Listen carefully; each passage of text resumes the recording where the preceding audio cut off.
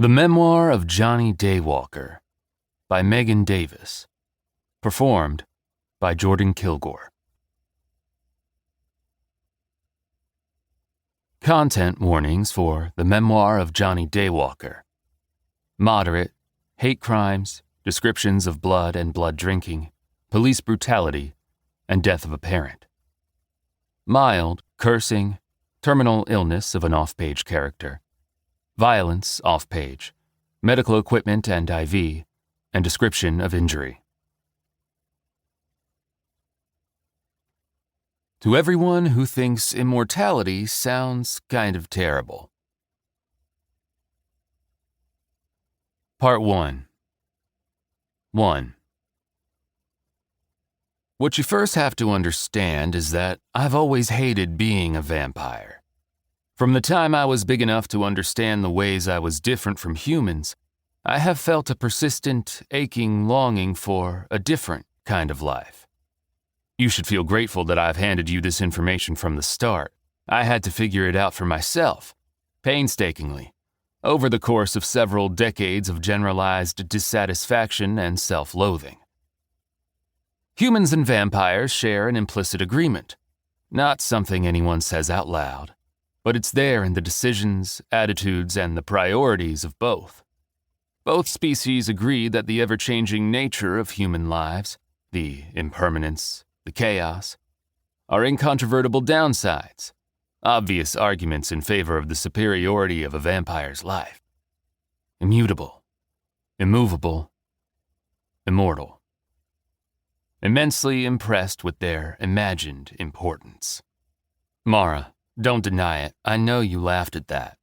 Reader, never underestimate my dedication to making my wife laugh. Something has happened recently, and I suppose it's made me feel a bit contemplative. If you'd asked me 20 years ago, I would have told you that under no circumstances could I ever be convinced to write a memoir of all things. I don't need any help being remembered. You all have so graciously decided to take care of that for me. For my say in how I'm remembered, I want it to be in relation to the people I love most in this world. I like the idea of my loved ones becoming immortalized within these pages. There's that obsession with immortality again. Apparently even I'm not immune to its charms. I want to tell you about my wife and my daughter.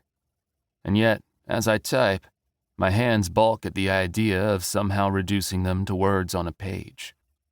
I'm terrified of fucking it up. I guess the truth is I probably will fuck it up. I'm going to try anyway. Humans have always fascinated me.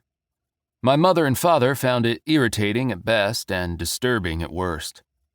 Almost every major argument in my household centered around some ill-timed comment or question on my part having to do with humans. I couldn't have been less interested in their blood. I found the whole ordeal repulsive and harbored a secret wish that I could go on feeding on my parents' blood forever, long past childhood, and never have to make the transition. It took years for me to understand that I was unusual in this, and when I finally did, I felt like I had some sort of basic code missing from my genetic makeup. Other vampires talked about the thrill of the chase, the sweetness of the blood, the excitement and pleasure they took from human fear. I never understood any of these things.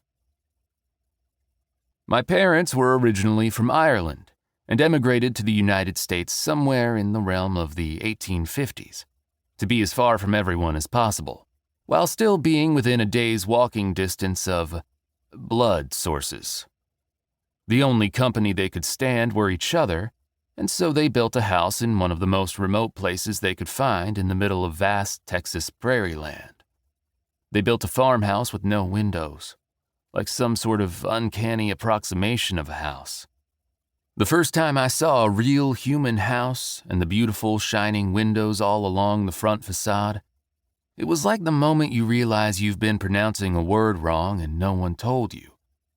After that, I couldn't stand the sight of my parents' windowless, haunted house. I still can't. My mother, Agnes, is tall, slender, and always has her hair, dark like mine, pulled back into a bun at the nape of her neck. To keep listening to this audiobook, I've left you a link in the description so you can do it, at no cost thanks to Audible's 30-day free trial.